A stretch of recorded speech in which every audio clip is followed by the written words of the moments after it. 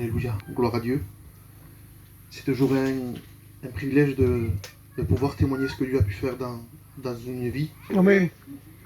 Et en même temps, ça nous donne aussi à nous le rappeler. Mais pour ma part, j'ai été quelqu'un qui a connu les choses de Dieu très jeune. J'avais 13 ans. Et j'avais grandi comme cela. Et à mes 19 ans, j'avais décidé de passer par les eaux du baptême. Mais voilà, l'évangile n'est pas une religion. L'évangile, c'est une rencontre avec Dieu. C'est une relation. Amen.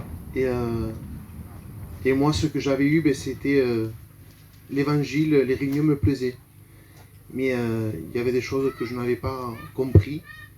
Donc pour cela, j'étais parti dans le monde de nouveau. Et j'ai été comme cela pendant 6 ans. Et je pensais être bien, mais en réalité, j'étais quelqu'un d'angoissé. Je ne le faisais pas voir. Et je pensais que en me mariant, ça allait aller bien.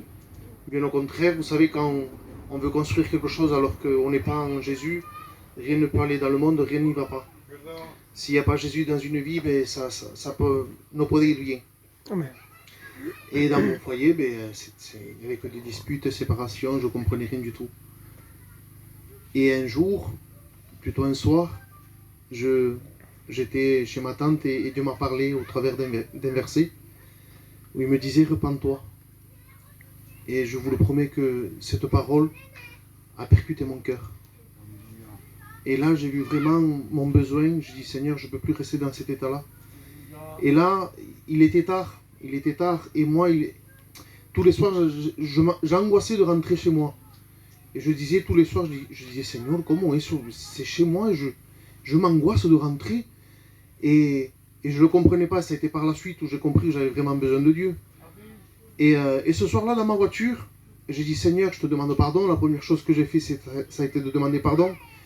Et j'ai dit, mais Seigneur, je veux te rencontrer. Je ne veux plus me contenter d'aller aux réunions, d'assister, même de distinguer une bonne réunion, de connaître les cantiques. Non, je veux te connaître à toi maintenant. Amen.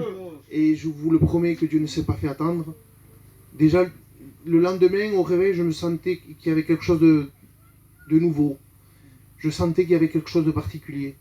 Oh Dieu. Et ça a été au début de l'œuvre de la paillade, ça a été là où tout a commencé.